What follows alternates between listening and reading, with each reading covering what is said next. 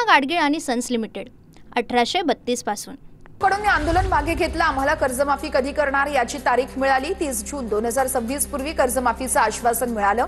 बच्चू कडू यांची प्रतिक्रिया। शेतकऱ्यांच्या कर्जमाफीचा निर्णय 30 जून 2026 पर्यंत घेणार। सह्याद्रीवरील बैठकीनंतर मुख्यमंत्र्यांची मोठी घोषणा। कडूंच्या शिष्टमंडळाची निर्णयाला सहमती। कर्जमाफीवरती बैठक सुरू असताना सरकारचा जीआर। शेतकऱ्यांच्या कर्जमुक्तीसाठी उच्चाधिकार समितीची स्थापना। परदेशींच्या अध्यक्षतेखाली 9 सदस्यीय समिती स्थापन। येत्या 6 महिन्यांमध्ये समितीला कर्जमाफी संदर्भात अहवाल सादर करण्याचे आदेश। नागपुरातील आंदोलन प्रकरणी बच्चू कडू, राजू शेट्टी, जानकर, तुपकर यांच्यासह 2,500हून अधिक आंदोलकांवर गुन्हे दाखल। बेकायदेशीर महामार्ग अडवण्यासह नागरिकांची गैरसोय केल्याचा ठपका।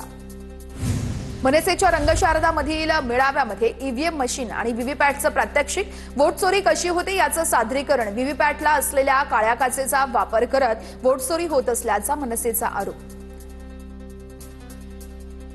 1 नोव्हेंबरचा मोर्चा दणदणीत झाला पाहिजे। इथे काय आग पेटलीये हे दिल्लीलाही कळलं पाहिजे। सत्याचा मोर्चावरून राज ठाकरेंचं आवाहन। तर राज ठाकरे मोर्चासाठी लोकल न जाणार।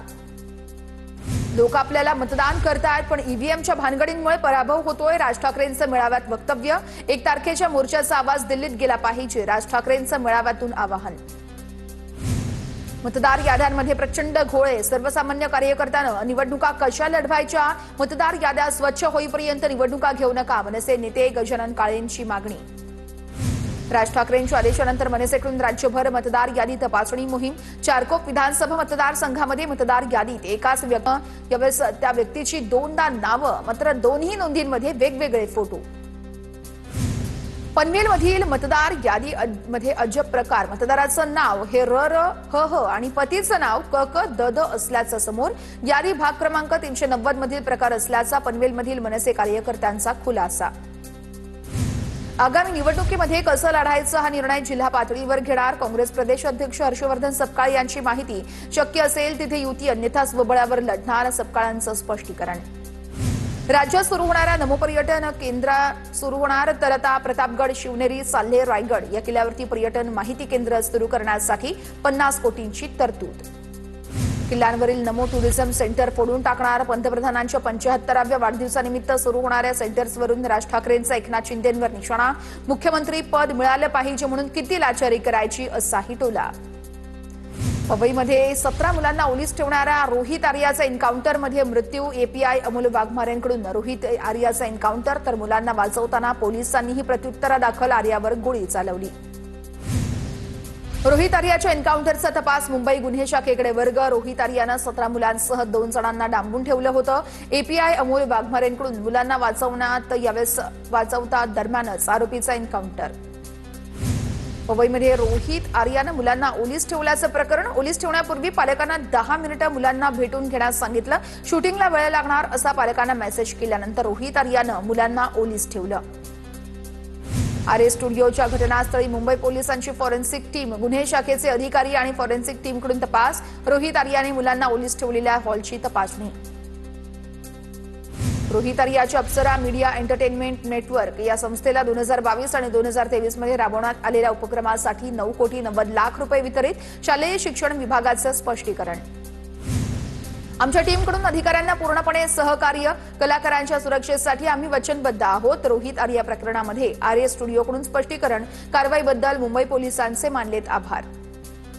भीमा कोरेगाव प्रकरणामध्ये उद्धव ठाकरेंना कारणे दाखवा नोटीस। चौकशी आयोगानं उद्धव ठाकरेंना नोटीस बजावली। प्रकरणाशी संबंधित कागदपत्रे सादर करण्याबाबत दाखल अर्जावरती प्रतिसाद न दिल्यानं नोटीस। उद्धव ठाकरेंच्या ताफ्यात खासगी वाहनांना सायरन। पोलिसांकडून वाहनांची चौकशी। दंडात्मक कारवाई न करता पोलिसांनी वाहनांचे सायरन काढण्यास सांगितले। नवी मुंबईमध्ये मनसे आणि ठाकरेंच्या शिवसेनेकडून संयुक्त जनजागृती मोहीम। उद्याच्या मोर्चात मतदारांनी जास्तीत जास्त संख्येनं सहभागी होण्याचं आवाहन। एकच ब्रँड ठाकरे ब्रँड अशी घोषणाबाजी। राज ठाकरे एंटरटेनर, त्यांच्या गर्दीचं परिवर्तन मतात होत नाही। कन्फ्यूज लीडर असं म्हणत मनसेच्या मेळाव्यानंतर भाजपच्या अमित साटम यांची प्रतिक्रिया।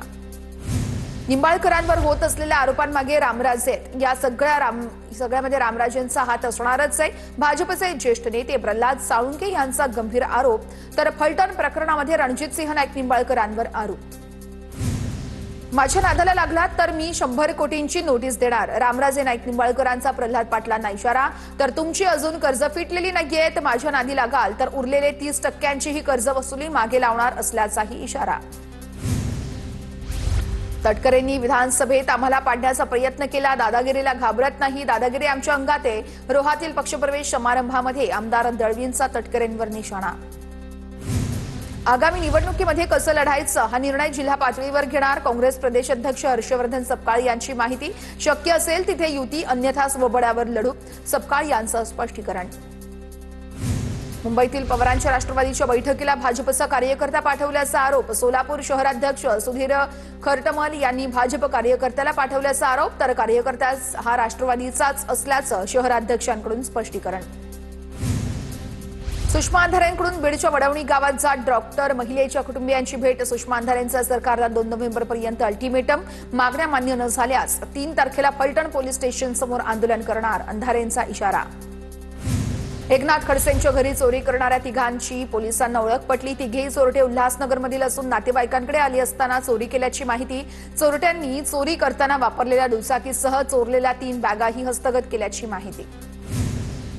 शिंदेच्या शिवसेनेचे नेते दिलीप भोईर यांच्यासह 21 आरोपींना 7 वर्षांची शिक्षा. अलिबागमधील सोंढी मारहाण प्रकरणी न्यायालयाचा निर्णय. मारहाण प्रकरणी 12 वर्षांपूर्वी गुन्हा दाखल करण्यात आला होता.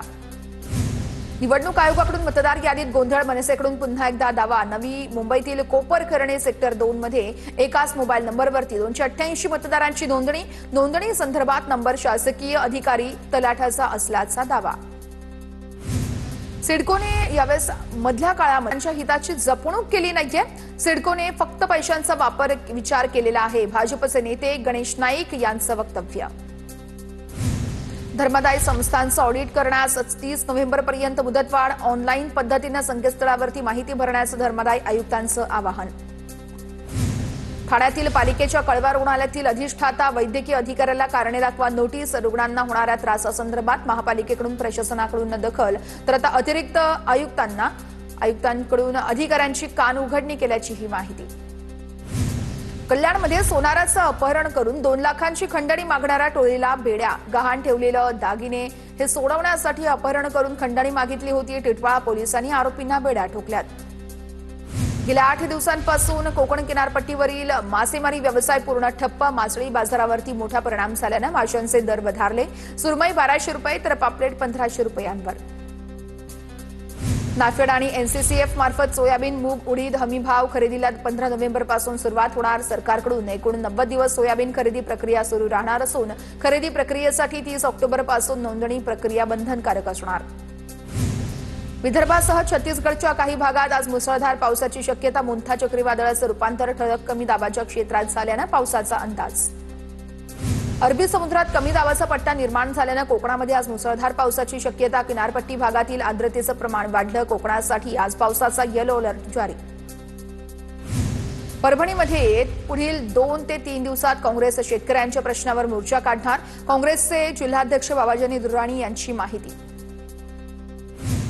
नंदुरबार कृषी उत्पन्न बाजार समितीमध्ये सोयाबीनची आवक वाढली. सततचा अवकाळी पाऊस आणि ढगाळ वातावरणामुळे सोयाबीनची गुणवत्ता घसरली. सोयाबीनच्या दरात घसरण झाल्यानं खर्चही निघेना. नंदुरबार जिल्ह्यातील 4ही एसटी आगारांना दिवाळीमध्ये भरघोष असं उत्पन्न. महामंडळाच्या तिजोरीमध्ये 4 कोटी 31 लाखांची कमाई. 10 दिवसामध्ये 7,46,000 प्रवाशांचा लालपरीतून प्रवास.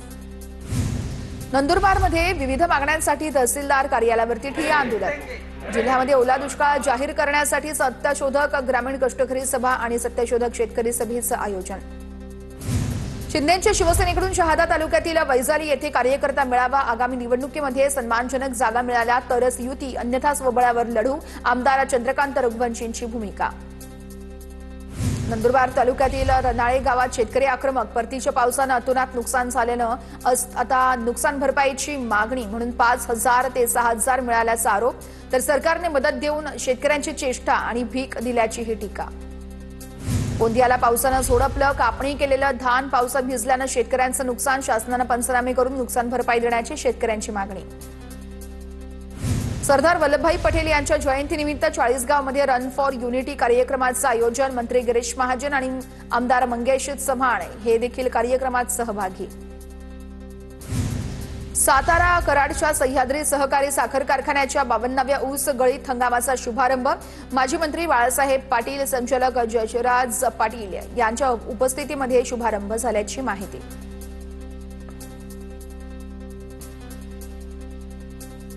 पूना गाडगीळ आणि सन्स लिमिटेड 1832 पासून।